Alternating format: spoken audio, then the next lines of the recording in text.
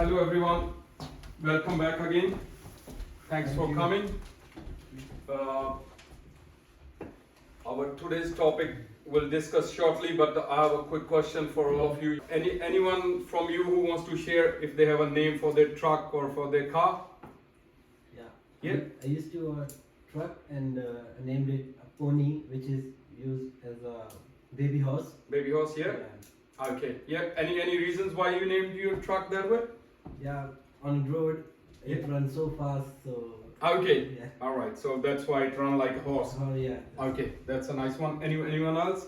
Yep, I named my truck a beast Yeah, because sometimes we have to like carry a road train or a B-double yeah, that need to be powerful on the road.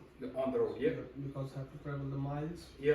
Then according to the horsepower, I named my truck a beast. Beast, yeah, it's a nice name for a big truck, of course. Anyone else?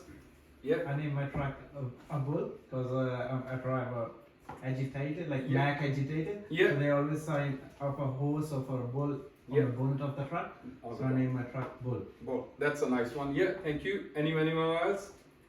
All good? Not a problem. Thanks for contributing. So to start with, we'll go on the safety bathroom facilities again.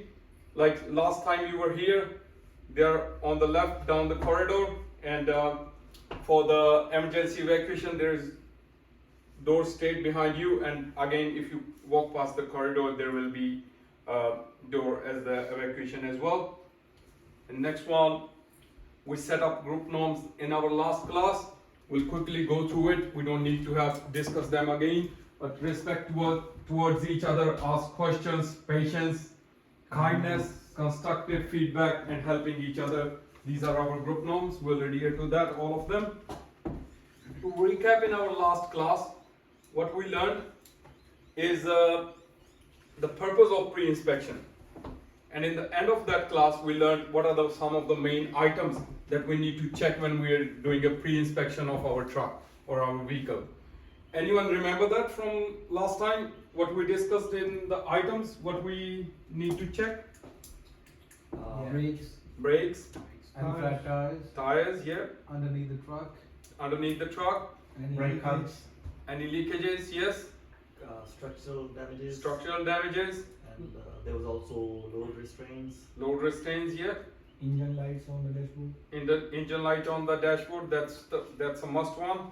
windscreen and mirrors. Windscreen and mirrors, yep. These are pretty much it. So we covered all of them, yep. Anyone's left? Mirrors we covered, body, lights, reflectors, we all covered that. Okay, we quickly move forward to our today's class. So today's, again, the main topic is carry out vehicle inspection that we're gonna cover in our next class as well. And today we'll be mainly concentrating on details of pre-inspection items. We already discussed the pre-inspection items, the main one out. And now we're gonna go one by one in each of them in the details. But before we go there, as the overview of this lesson, first we'll start with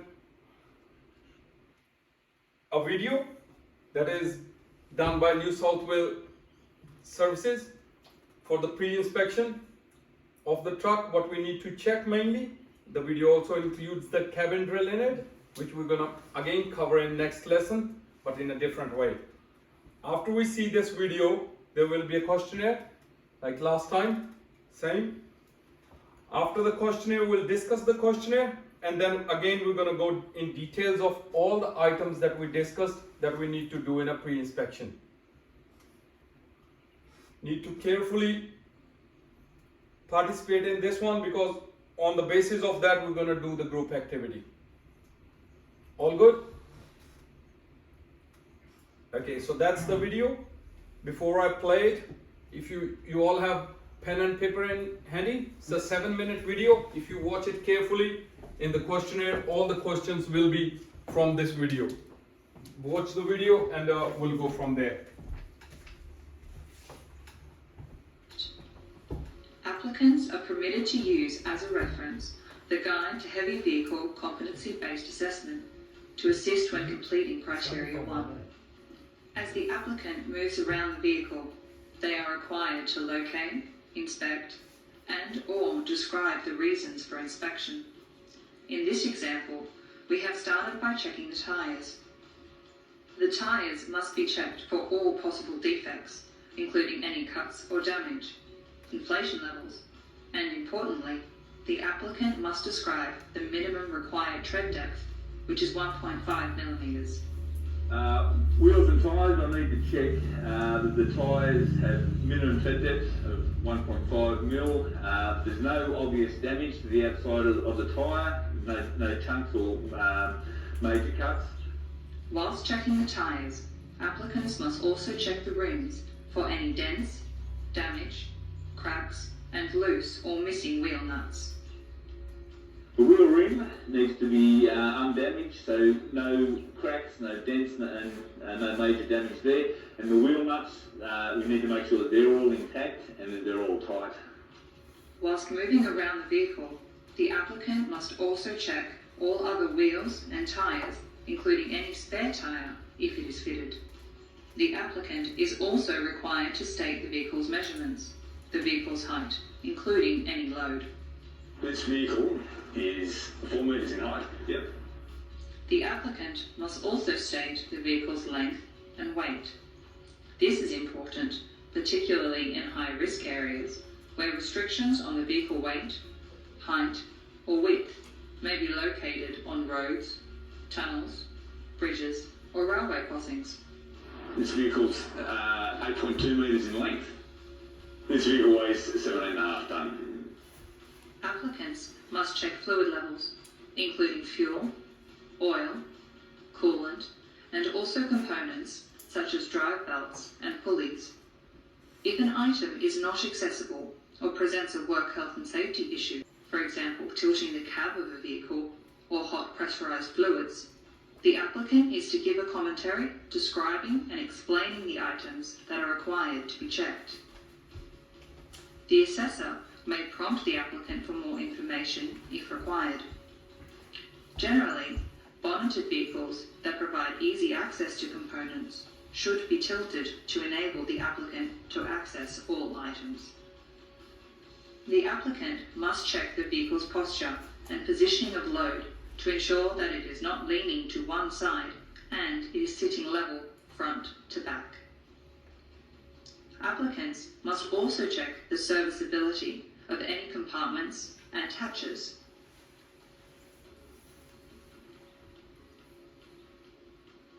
At all times, during a pre-operational check, the applicant must check for any safety hazards, sharp edges, or any loose item that may fall from the vehicle. Applicants must complete a check of all vehicle lights and indicators. These checks may be completed with the assessor in the cab operating the lights as required. Right hand indicator. Left hand. The registration status of the vehicle is required to be checked. With regulatory authorities moving away from registration labels, online applications are available to check the registration status of all vehicles, including those registered interstate. If the license class being assessed is a heavy combination or a multi-combination, all couplings, including airlines and power cables, must be checked to ensure that they are undamaged, connected properly, or stowed away securely. Criteria 2. Cabin drill. Assessment of Criteria 2 must be conducted with the vehicle parked and secure with the engine not running.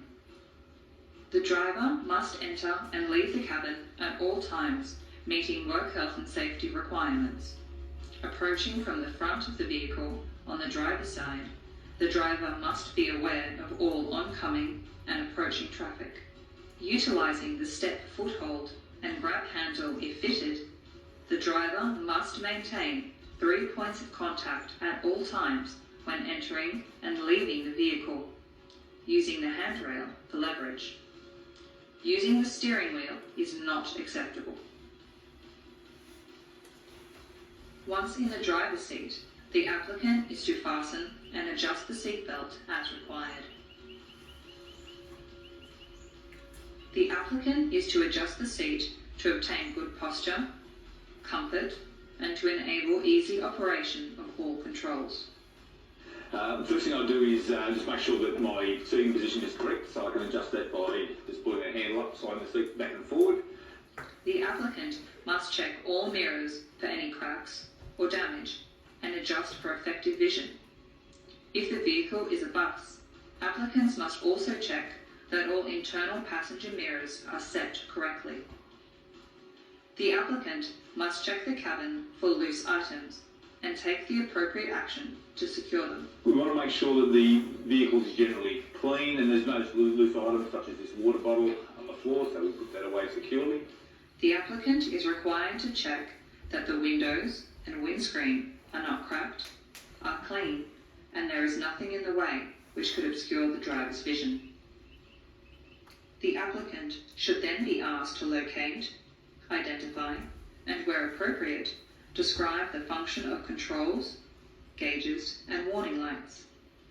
A full list of items is included in the Guide to HVCVA, but where fitted may include seat adjustments, indicators, hazard lights, wipers and washers, lighting controls, service brake control, park brake controls, gear changing mechanisms, clutch, brake and accelerator, steering wheel, horn and auxiliary equipment such as air conditioner controls, auxiliary brakes, and Yep. That's some of the main items that we need to do. And this is the questionnaire you're all gonna get. I'll distribute to you. Please write your name on the top again.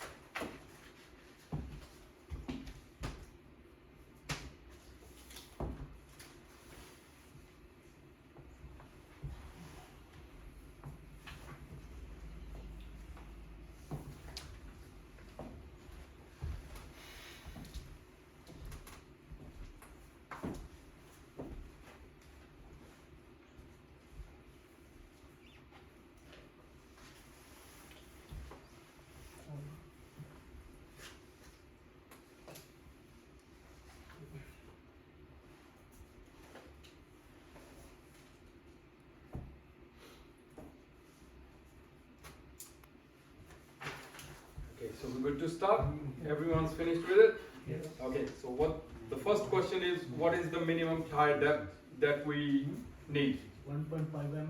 1.5 mm is the minimum tire depth. Yep, that's right. They very clearly stated in the start of the video, they checked the tires.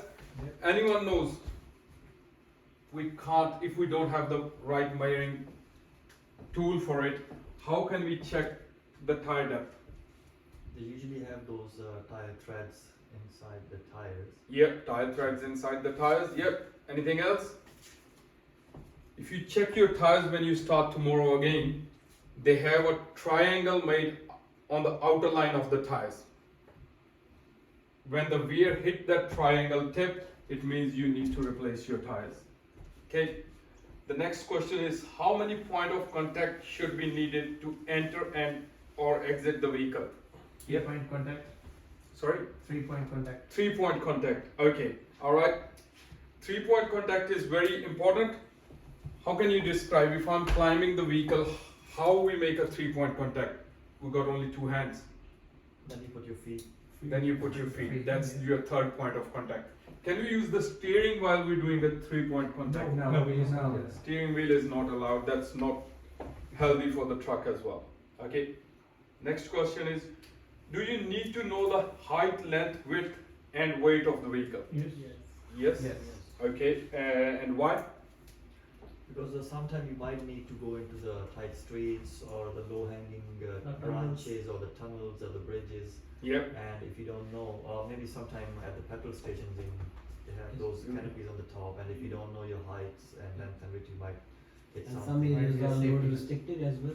Yep. Some areas are load restricted. That's why you need to know the weight.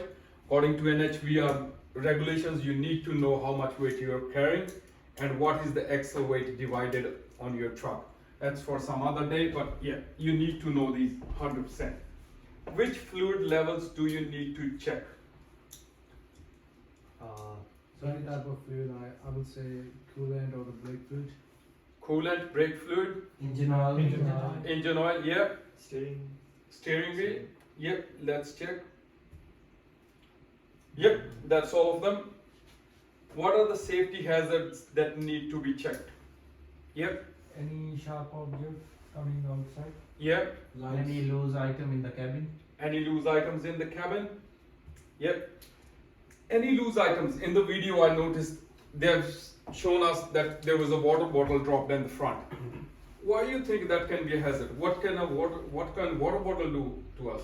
Getting the brake, we can't apply the brakes. Yeah, it can roll down and get under the brakes, then you'll be in trouble. So that's right. Yes, please. Okay. Do you need to check all the lights Yes. All times. All time. all times? Yeah, All time. that is 100% necessary. It's very important you have all your lights and your indicators on because it could be very dangerous for the other operators on the road. On the road. Yep. All right. I'll quickly collect all of your questionnaires, and we'll move on to the next section then. From the overview, do anyone remembers what is our next section? We did the overview. Do anyone remembers what is our next section? I think we need to discuss in details every point of the All the items that we Discussed in need. last class. Yep. Sorry. That we discussed in the last class. Last class. Yep. We need to go in details of all those sections. Okay. First is brakes. What can go wrong with the brakes? Okay, don't go there first. How do we check? What we need to check in the brakes? What things? Hub leakage. Yeah, The physical damage you can see. physical damage. That enough pressure is made when we are applying the brakes. That's right. And how can we check the enough pressure is there? By rolling a vehicle a bit and just apply Apply the brakes. But you all have on your screens. You have the pressure gauges. Yeah. So you check if the gauge is showing right pressure. Right pressure. For I think standards it's minimum 7. Right? Yeah, okay. So brake failure indicators are operational. Lot of trucks, new cars, they have the indicators, the signs start beeping in your truck that your brake needs to be replaced. Pressure, as we already discussed the pressure gauges, we need to drain our air tanks. That is must. Okay, examples of faults. What can go wrong in the brakes? Is pressure gauge indicator is showing a failure? Pressure and vacuum or low level warning devices or gauges are not operating. Air reservoir drain valves are not operational. But again, you only get to know about the air valves or drains if you do it. If you're in a hurry to finish your job and you're not doing it, you're putting everyone at risk. And safety everywhere is must, and it's first. Okay, any questions about brakes? And on the right side we see there are two types of brakes. Yep. Disc brakes and drum brakes. Most of the trucks use drum brakes and they're operated with the pressure. And most of the cars we use disc brakes. There are some exceptions. Some of the trucks might have disc brakes as well. I know I've driven a Iveco and that one had the disc brakes. Some of the cars maybe they might have the drum brakes as well. But the general idea is most of the trucks operate that way. Yep. Go to the next slide. structure and body condition. Okay, can you want to read the first two for me, please? Panels and readily visible structure are secure. Horn is operational. Horn is operational. Yep, horn is a must. You might think it's not necessary, but here, according to the NHVR laws, we need an operational horn. It should be loud enough so the other road users can hear it, and it shouldn't be of different sounds. I've seen some trucks, they use different kind of sounds. Now it should be of one sound. Okay, some of the examples of faults that can go wrong on a body. Any panels, structures, chassis or subframe have visible signs of advanced rust or cracking, distorted, sagging, broken or loose. Horn is not operational or is not a single tone. So you need a Single tone horn. single tone horn, or is not loud enough to warn the other road users. We already discussed it. Yep. Okay, we'll go on the next one then. Lights and reflectors. Who wants to add what we need to check when we are checking the lights? Brake lights, Brake lights, headlights, headlights, Indicators. indicators, Reflectors. reflectors. Yep, 100%. high beams. Hazard but High beam, hazard ones. In our trucks, there is a beacon light. Beacon light. What is that about? That's on the top of that. Okay. Like some sides, we went there. We need to turn it on. Yep. It's like a visibility of the truck. Okay, yep, all right. What if we'll say the top of the light is broken but the light is working? What do you think? Is that roadworthy? No.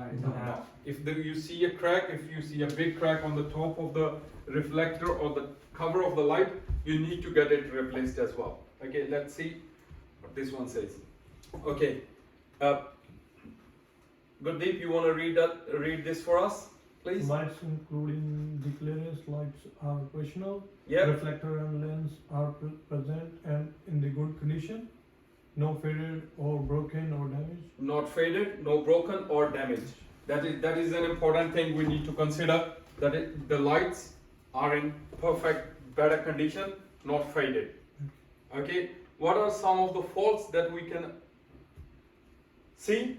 The headlights, direction indicator lights, brake lights, tail lights, reversing lights or clearance lights are damaged or not operational. Most of the new trucks that you use have LEDs, and not many people know there is a regulation around LEDs as well. 33% of the LEDs more than shouldn't be bad. So for example, if you got 10 LEDs in one light, more than 7, at least 7 must be working. So if 4 of the small lights are not working in your light, that's again is not roadworthy.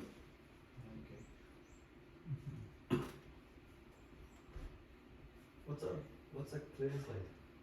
Clearance light are on the top. Say this is a flat top trailer. Yeah. The front small lights, there are small lights on the front, and if you got a bigger trucks, somebody's got a curtain sider, or as Maninder drives the prime mover in the trailers, they've got 2 small lights on the top as well. Yep. They're at the front, they're at the back. They should be working as well. They are called clearance lights. Yep. Any other questions around lights? There is another light I've seen in cars and trucks that is near the number plate. What do you think if that is not working? Yeah, no, it's not roadworthy. Yep. It has to be working. The number plate light must be working as well. Okay, mirrors. What can go wrong with the mirrors? They could be broken. Check for the cracks. Check for the cracks here. They Might not be broken and they're fully intact with each other. Fully intact with each other. They might not be properly set. Might not be properly set when you get in the cab. The mirrors you must adjust the mirrors Yeah, according to your visibility. according to your visibility and your comfort. Okay. Mirrors are present in good condition, square and appropriately adjusted. There are 2 kinds of mirrors I can see. What is the difference between 2?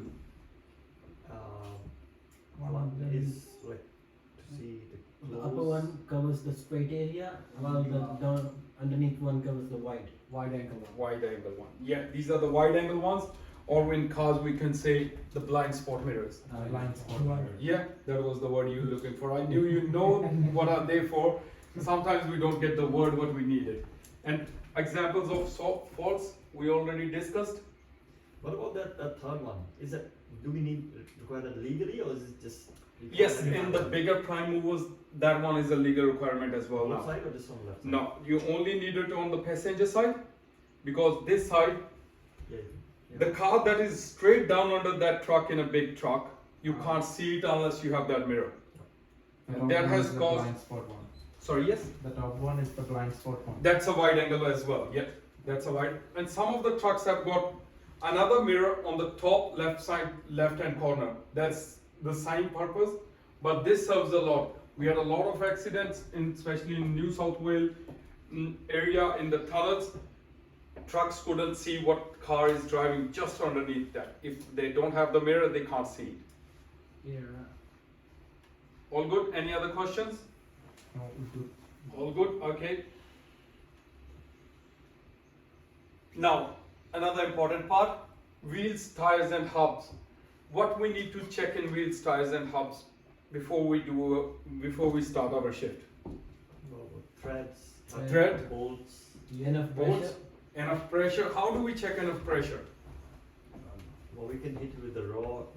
Yes. and you feel the bounce. Yeah, in trucking, you have a rod, you have a jack rod, you tire checker, they You sell can it on see some shops. With the visual inspection, you can look at how, if it's, Yeah, If it's if it's very under down, you pressure. can see it visually. yeah. Yeah. But most of the tires, if it's little bit less, you have to hit it Hit it. and then you check it. Yeah. Yep. Yeah, or we can also use the hammers, soft hammers. Yeah, soft hammers. And some companies also provide with the gauge. Yeah. So you have the gauge in your toolbox, you just plug in your gauge and that tell you what pressure there is. Okay? Tires are correctly inflated, condition and depth of the tire thread, wheels are squared.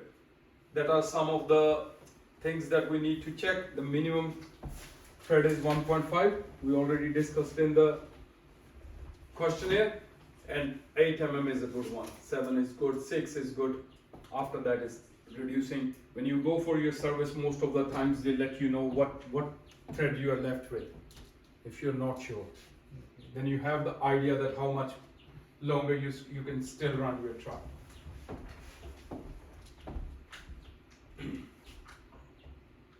Alright, some of the examples of faults. A tire does not have at least 1.5 mm thread depth in a continuous band which runs around the whole circumference of the tires and extends across at least 70% of the width of the tire. That's legal. Most of the people don't knew that. So you need more than 70% of the area's total circumference covered. A tire including sidewalls, any deep cuts, chunking, bunks, bulges, exposed cords or other signs of car case failure. Dual tire contact each other. So the big trucks, they have 2 tires at the back, they shouldn't be in contact to each other. Any wheel has missing, cracked or broken wheel nuts, studs or bolts, hub seals are leaking. A lot of people don't care about hub seals, but they are very important and you should be, especially if you're on the long trip, you should be checking your hub seals at every rest when you take. Yep. Well, what about that 75%? So 75% of the tires should be more than at least 1.5. Yeah. If other 25% is less than that, it's okay. It is okay, it means you can drive it to the tire shop. Oh, okay. Yep. But if you're already on the edge when you go under 2. I try to change my tires when they are 3 mm. Don't wait for the last minute, because something else can go wrong, then you are broken down sitting on the side of the road waiting for the emergency guys coming out. So better is when you know you're already on the edge, do it. Don't wait for the longer period of time that I can do it and I can do it tomorrow. That can cost you time, money, everything. Any other questions around tires? No? All good? You guys are a bit low today. Everything alright? Yeah. You need Yes. coffee or something? I can't hear you sometimes. All good. Windscreen and windows.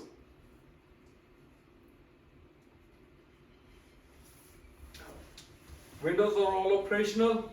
Wipers and windscreen washers are functioning to ensure a clear forward vision. Yep, very straightforward. Examples. Some of the examples there are. I'll leave you quickly to read through it by yourself, and then we'll go from the next topic. If any confusions, let me know.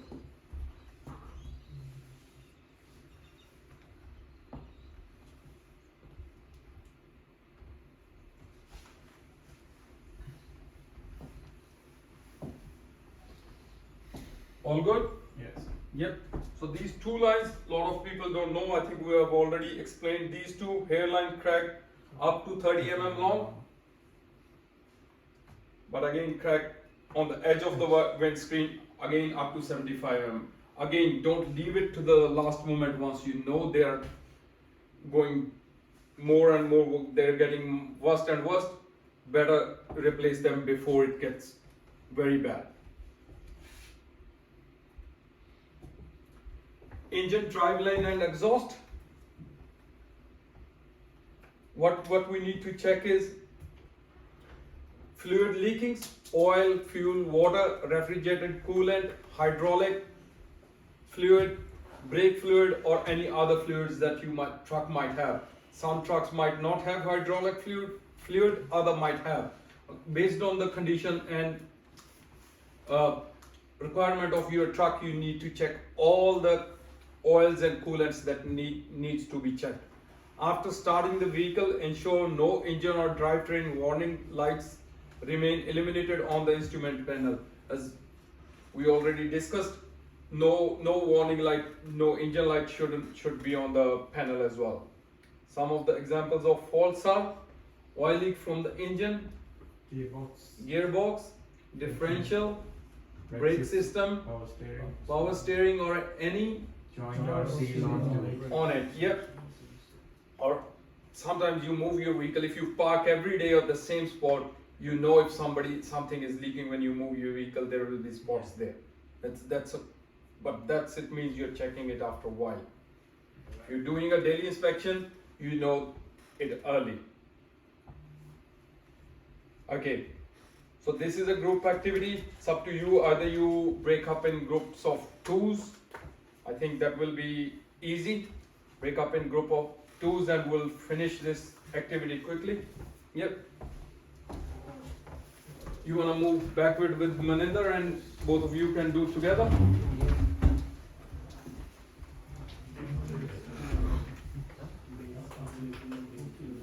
So in the activity, I want you to quickly write 2 faults for each of them.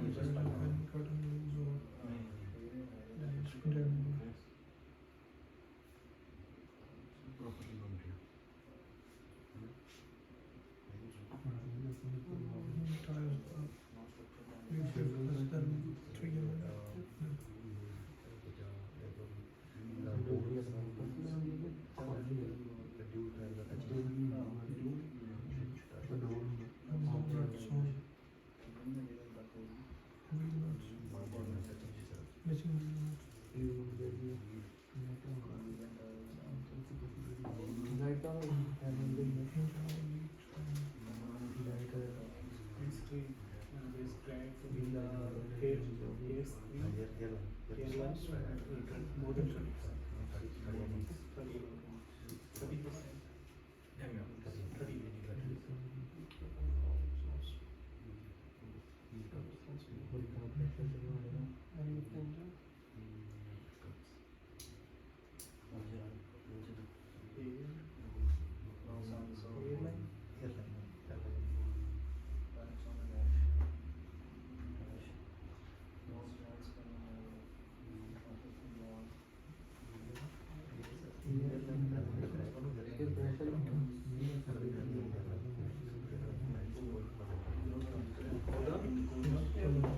It's good. Wait 1 minute to finish. Everyone else, then we'll discuss it.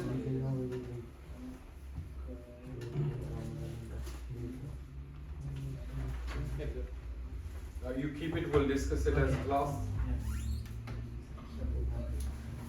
Can you please all write both of your names on the top as well, so that I'll know who was with who.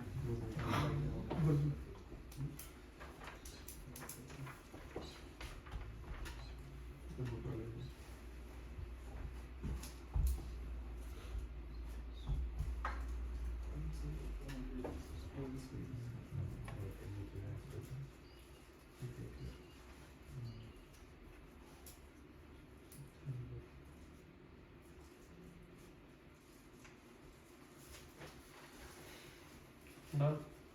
Done? Yeah. Everyone's done with it? Yes. Yeah? Good. Yes. Yep, all good. We'll quickly discuss them. First, brakes. Who will go with the group? So, which group wants to discuss that? What faults we can find with the brakes? We can discuss it. Okay, all right. Yep. So, if we have to check if the brake fluid is good, Yeah. it's not low. Yeah, So that is one of the possible fault for the brakes. that we can find. Yes. And air pressure leakage. Air pressure leakage. Yeah. For the brakes. For the brakes. If Yeah. it's not good. If the pressure is not good. Yep. Anyone's got any other? Adding another stuff doesn't mean the fluid level is good. You Yep. need to check The moisture in in it. it as well. In the air tanks. Yep. That's good. All right. And after that, we'll discuss body structure. Who wants to discuss body structure and composition? Yeah. First group here. Any body damage, Any body damage? Yeah.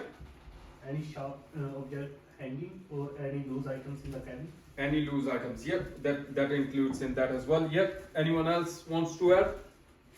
Any chassis damage. Chassis damage, big cracks, or advanced rust. Like if, Yep.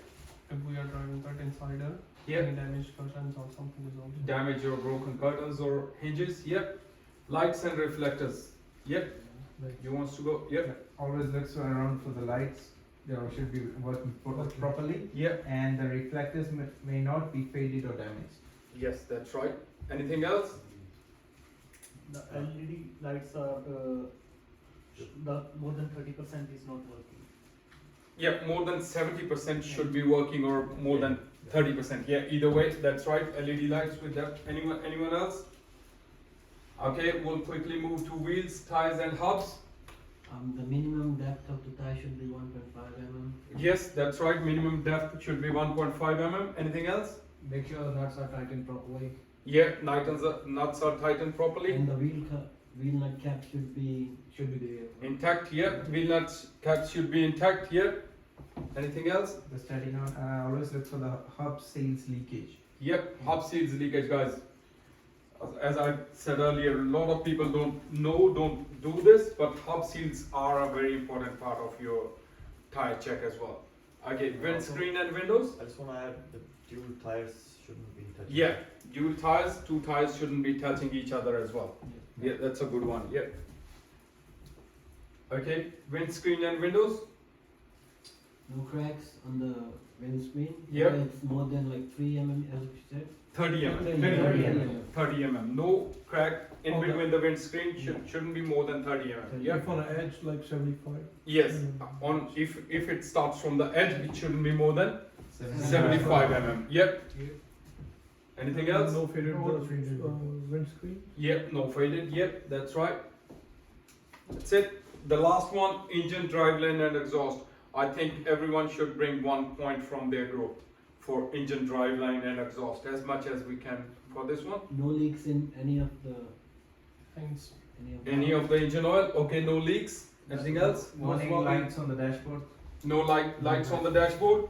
No smoky smell comes out when you put the gears in. Yep, that's right. That's how Yep. you're gonna know the transmission is on or not. War not. That's a good one. Yep. And fuel is up to the level. These are whatever you It- add glue. Yep, that's right. Yeah, that you can check on your panel as well. Yep.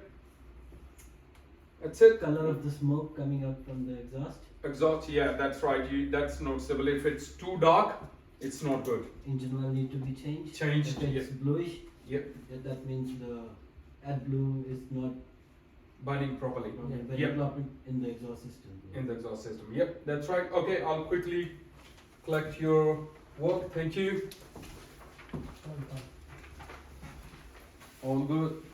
Thank you very much.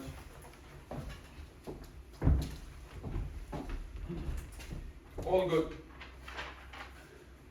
So today we'll understood how to check main items of the daily checklist or pre-inspection. We considered all of them. We went into depth. We looked at the faults that we need to check that can be there and how they need to be removed.